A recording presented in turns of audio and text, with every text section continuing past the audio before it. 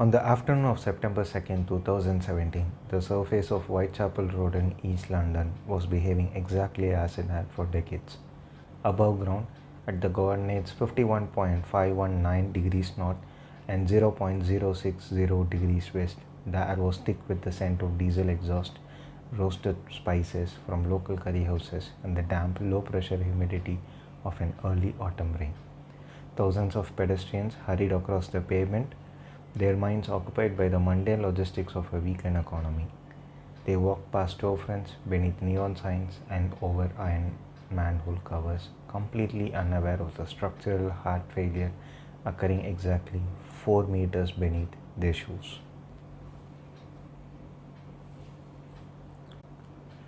Down in the dark, inside a 3.5 foot by 2 foot egg-shaped brick sewer line constructed during the reign of Queen Victoria, a veteran waste supervisor named Vince Minnie was climbing down a slick steel ladder.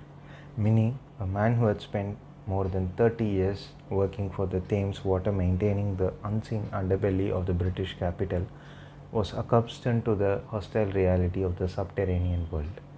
He knew the smell of raw human waste. He understood the erratic behavior of subterranean water tables. He knew how to read the silent, toxic buildup of invisible gases like methane and hydrogen sulfide that can suffocate a human being in a matter of seconds. But on this specific afternoon, as his heavy rubber boots touched the narrow inlet of a brick channel, his headlamp illuminated a structural anomaly that defied 3 decades of operational experience. The flowing water of the sewer had stopped. It was not pooling due to a typical structural collapse or an accumulation of loose silt. Instead, the tunnel was entirely blocked by a solid monolithic wall of substance that appeared utterly alien to the historic masonry. It was a pale, greyish white mass streaked with veins of black charcoal soot and yellow grease. It possessed the texture of wet calcified limestone, but it radiated a pungent, sour stench, a sickening combination of decomposing animal fat, chemical detergent, and stagnant rot. Minnie reached out his gloved hands and struck the mass with the handle of a metal scraping tool. The implement did not shrink into the grease. It bounced off with a dull, solid thud. The material was as hard as industrial concrete. Thames Water immediately deployed a remote-controlled CCTV inspection crawler to map the extent of the obstruction. As the machine's rubber threads struggled for traction along the greasy brickwork, its wide-angle lens set a live video feed back to an engineering van parked at Whitechapel Road. The engineers watched the screen in absolute disbelief. The solid mass did not stop after a few feet. It extended down the line, twisted through the brick junctions, filling the entire diameter of the Victorian conduit down to the millimeter. When the engineering team completed the geometric mapping of the blockage, the true dimensions of the anomaly were written into the official log. The mass was exactly 250 meters long, a length greater than the structural span of Tower Bridge. It weighed an estimate 130 metric tons, that is equivalent to the combined weight of 11 fully loaded London double-decker buses or a mature blue whale, packed into a hand-laid brick pipe designed solely for the fluid dynamics of wastewater. The technical team had encountered Fatbergs before, but never an entity of this scale.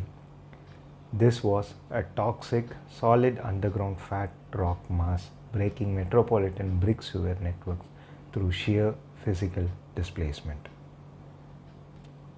The city above was running out of time. Every hour, thousands of households and commercial kitchens were along Whitechapel, Mile End, and Stepney were discharging thousands of gallons of wastewater down their drains. With the main artery completely choked by the solid white mass, the hydraulic pressure inside the local network was climbing. The system was reaching its ultimate threshold. If the obstruction could not be broken, the raw sewage of East London would follow the path of least resistance, reversing direction and erupting out of the toilets, basement, and gullies of thousands of homes, schools, and Royal London hospital facilities. The anomaly was a monument to a hidden friction, a silent chemical invasion that had converted our daily domestic choices into a physical weapon against the city's survival. To understand how the subterranean monster was constructed, we must push past our historical lenses backward across the decades to a period when London was drowning in its own human waste. We must step into the summer of 1858, the historical epoch known to memory as the Great Stink. During that brutally hot July, the River Thames had become an open, stagnant sewer fermenting under the summer sun until the stench forced the British Parliament to drape their curtains in chloride of lime to prevent fainting. The city was dying of cholera. Its growth was restricted by its own biological waste. In response to this existential crisis, the Metropolitan Board of Works appointed a visionary civil engineer named Sir Joseph Bazalgette to execute one of the most monumental engineering triumphs of the industrial age. Bazalgette designed and constructed a vast interconnected network of brick main drainage sewers, over 82 miles of underground intercepting sewers, and 1100 miles of street sewers. He utilized more than 318 million bricks laid by hand with meticulous precision, using a specific egg-shaped geometry designed to maximize the velocity of water even when the flow levels were low. Bazalgette was a man of radical foresight. When calculating the necessary diameter of the tunnels, he looked at the population of Victorian London, doubled that figure, and then doubled the structural capacity again. He explicitly stated in his engineering journals that he was building a system for a future metropolis he would never live to see. But Bazalgette's brilliant mathematical models were built upon an implicit historical baseline, the assumptions that wastewater would always remain fluid. He designed a system to transport water, grey water, and human effluent under the simple influence of gravity. He could not have predicted the profound transformation of the metropolitan diet and the consumer market that occurred in the late 20th and early 21st centuries. As London evolved into a global financial and culinary capital, the density of commercial food establishments skyrocketed. Across Tower Hamlets and the surrounding boroughs, thousands of fast food outlets, restaurants, and industrial kitchens began operating 24 hours a day. Every single week, these kitchens discharge millions of liters of melted cooking fat, lard, and vegetable oils, collectively known to municipal engineers as FOG, fat, oils, and grease, directly down their sinks.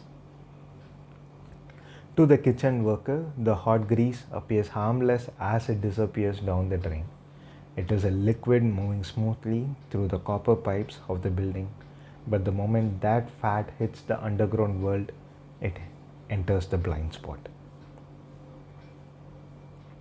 Consider the core metaphor of the structural decay, a complete arterial blockage stopping water flow through an old domestic pipeline.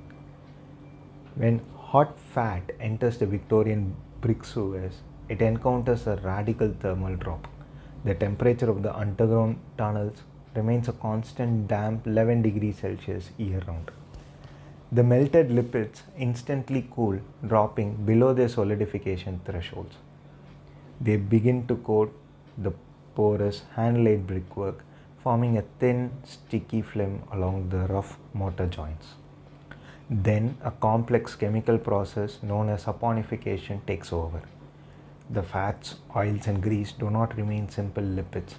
They react with the calcium present in the surrounding concrete structures and the eroding mortar of the Victorian bricks.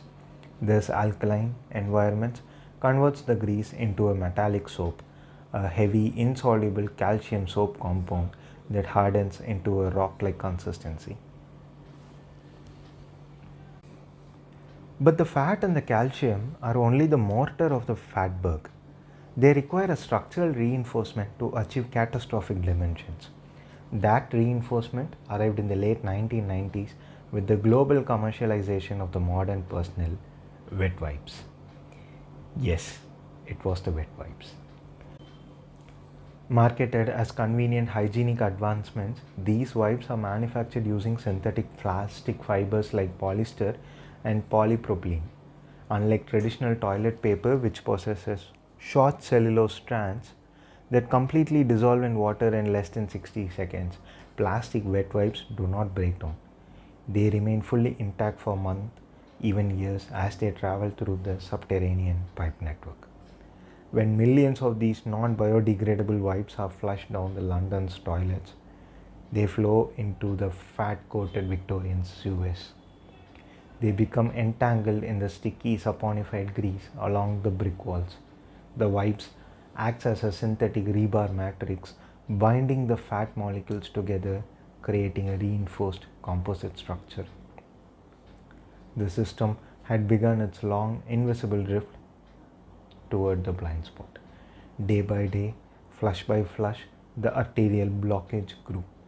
It caught stray cotton buds, sanitary items, plastic wrappers, and industrial silt, building up layer upon layer, ring upon ring, like the dark growth rings of a subterranean tree. Bazalgette's grand design, built to handle double the capacity of a growing empire, was systematically choked by a discarded remnant of an empire of convenience. By the second week of September 2017, the battle to save the East London sewer network had turned into a grueling, multi-phase tactical campaign. Thames Water Waste Manager Alex Saunders released a public statement confirming that the Whitechapel Fatberg was the largest municipal blockage ever recorded in the history of the company. It was a structural emergency that required an extraordinary deployment of resources. The clearance operation could not use heavy automated boring machinery. The delicate hand-laid Victorian brickwork was too brittle to withstand the vibrations of an industrial mining shield. The work had to be executed manually, block by block, inch by inch, by a dedicated crew of 8 specialized sewer flushers working in shift round the clock. The men descended into the shaft wearing full body chemical protection suits, heavy rubber armor, and protective pressure breathing apparatuses connected to oxygen tank. The atmosphere inside the tunnel was inherently lethal. The decomposing organic matter within the Fatberg generated immense pockets of trapped hydrogen sulfide gas, a neurotoxin that stops the human respiratory system at a concentration of just 500 parts per million. Working in a tunnel that measured less than 4 feet height, the flushers had to crawl on their knees through the stagnant wastewater, their heads pressed against the damp brick ceiling. They operated high-pressure hydroblasters running at over 3,000 pounds per square inch. When the water jet struck the face of the Fatberg, the calcified grease resisted. The spray atomized the fat into a blinding toxic mist that coated their visor in a layer of yellow oil. The hydrojets could only erode the outer shell of the monster. The core of the Fatberg had to be broken apart manually using hand shovels, crowbars, and pickaxes. The workers hacked at the mass, breaking off heavy, pale chunks of size of boulders. These grease rocks were then loaded into small plastic sleds, dragged back through the dark to the base of the closest manhole shaft, and winched up to the surface in metal buckets. On the surface, Whitechapel Road had been partially locked down. Pedestrians who passed the extraction site complained of an overwhelming oily stench that seemed to cling to their clothes and air for hours together. Tanker trucks equipped with high-power suction lines ran continuously, sucking up the broken slurry of fat and wet wipes to prevent it from washing further down the low-level interceptor networks. The operation took exactly 3 weeks of continuous 24-hour-a-day labor. The financial cost to Thames Water was estimated to be roughly several £100,000 for this single block alone, part of a larger macroeconomic drain that cost the City of London more than £1 million every single month to clear the thousands of smaller fatbergs that plague its underbelly. But as the final metric tons of the Whitechapel monster were hauled into the daylight, the story took an unexpected systemic turn.